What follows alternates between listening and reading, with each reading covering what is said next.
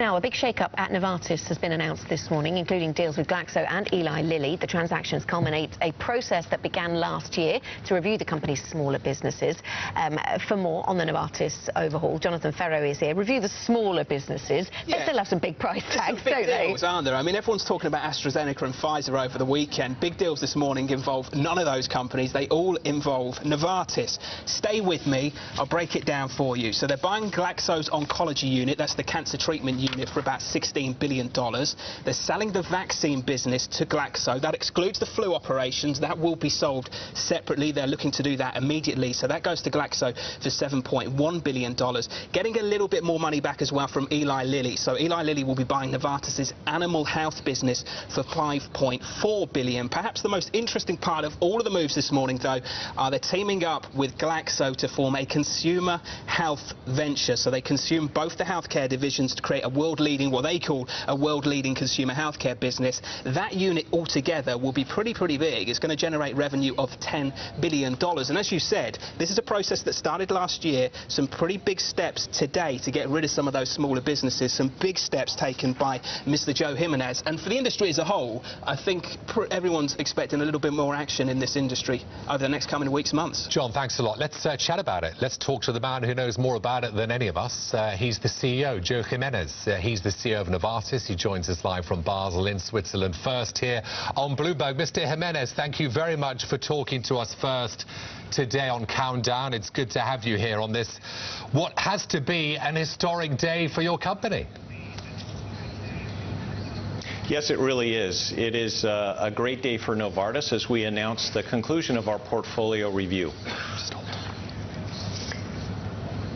And what's most exciting to you then about what you're announcing today, Joe? I mean, you've given us a series of deals. You're focusing the business on pharma, on eye care, and on generics looking ahead. So where's the growth now going to come from? Yes, so what we announced today, obviously, is that we are focusing the company on our three big engines: the pharmaceutical business, the eye care business, and the generics business. These are three segments where we are leaders, or we're in the top 1, 2, or 3. They have global scale, and they have great innovation power. So the transactions that we talked about are primarily on our smaller divisions, and they really encompass three things with GSK. The first is that we are acquiring their oncology products, so this will strengthen our already world-leading oncology business. Secondly, we're forming a joint venture by contributing our OTC business together with the GSK consumer business, and we're going to create a powerhouse in consumer health care. And then the third part is that we are divesting our vaccines business to GSK, allowing them to maximize the value, and we get good value for Novartis shareholders. Separately, we will also announce today that we have reached agreement with Eli Lilly to divest our animal health business, creating a very strong business for Eli Lilly, and Novartis shareholders get full value for our animal health business. So not just from a portfolio standpoint does this strengthen Novartis, but also from a financial standpoint. Because if you look at what this will do to the company going forward, it should increase our sales growth rates, our operating income growth rates, as well as our operating income margins. Joe, can you give us a bit more analysis, a bit more depth on that, on the financial projections? By how much will it benefit you on an earnings per share basis, on a sales basis? And secondary, when will these transactions close? We expect the transactions to go through the normal regulatory requirements, and we expect them to close in the first half of 2015. And when you look at what it does pro forma, we modeled 2013 in terms of what the company would look like with these transactions. We would have slightly lower sales, so what is roughly $60 billion would be reduced by about $4 billion, but our absolute operating income would actually go up. And that's because we would be acquiring the oncology business, and we would be divesting the vaccines and animal health business, which are lower profit businesses.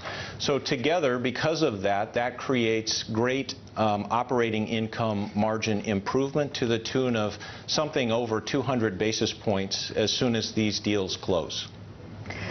You say that these deals are going to go through the normal regulatory channels. You say you're going to be creating a powerhouse in consumer healthcare. Do you expect that either there or in any of the other areas that are concerned here, you're going to face any challenges from regulators as a result of the moves you're announcing today? No, obviously, we've done the analysis and believe that we will be able to close the deals, but it's obviously up to the regulators, the FTC and the competition commissions around the world to ensure that, that these deals will be able to close, but we're fairly confident. Joe, are you going to snooze now when it comes to deals? I mean, there's the saying, you wait for a bus and 3 come along. Well, you've certainly provided us with 2, 3 or 4 deals today. Is that it now when it comes to M&A? Because it's been a busy week, especially with that news that Pfizer was in talks with AstraZeneca. Those talks have been discontinued, according to people familiar with the matter. Do you just sort this transaction out now, all these transactions, and hold pat on M&A, or do you have further ambitions? Well, obviously, what we've announced today is going to keep us very busy for the foreseeable future. So we're planning right now integration and de-integration of the businesses, and that will take the next 9 to 12 months. And I think it is important that we announce today that this is the conclusion of the portfolio review that we had done, announced about a year ago for our current products. But that's not to say that we're not going to participate in other M&A going forward once we digest and we're able to plan this. For example, we have said that our strategy in M&A is to add bolt-on acquisitions to our big, important businesses, and that will continue. So now that we have pharmaceuticals and we have eye care and we have generics as big, important businesses, this is going to help us on the M&A front if you think about bolt-ons going forward. You've said, of course, that this is part of this ongoing this review, as Mark was referring to. You've been reviewing the business. Are there parts of the business that you looked at as possible sales candidates and you decided to hang on to them after closer examination, Joe? Did this turn out the way you expected it to? This turned out very consistent with what we had said earlier. We had said about a year ago that we want to focus the company on the big, important, leading businesses, and we were looking for ways to make our smaller divisions even more important, either internally or through partnerships like a joint venture, or if we couldn't, then divestitures. And I think it comes back to the healthcare industry. You know, as I look at healthcare over the next 10 years, there's going to be increased demand for healthcare. You've got an aging population, you've got a lot more older people. There will be increased demand. At the same time, governments are going to continue to look for ways to lower total healthcare costs. So I believe you better be number 1 or number 2 or number 3 in your segments, and that's really what this portfolio review was all about. It was to strengthen the Novartis portfolio so that for the next 10 years we are in fighting condition and we are the healthcare company of choice.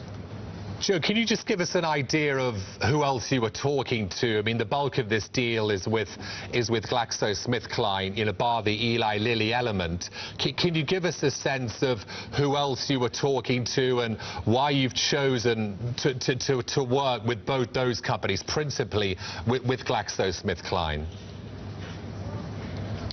Well, without naming any names, I do think that it's fair to say that because this was so critical and important for Novartis, we talked with virtually everyone in the industry to understand what their needs, their desires were on their side from a portfolio standpoint, so that we could look at our portfolio moves and decide on the optimal move. So I think you can tell by the structure of the deal that there was a lot of thought that went into what would be the best move for Novartis at this point, and that's really what we announced today. And Joe, what's the biggest challenge for Novartis for the rest of this year? Is it pulling these deals together? Is it patent cliffs? Is it something else entirely? No, I think if you look at our current business, we're going to announce our first quarter earnings on Thursday of this week. So this announcement comes just 2 days before our first quarter earnings. I had given the outlook that Novartis expects to grow low to mid-single digit in 2014 and to grow operating income ahead of sales.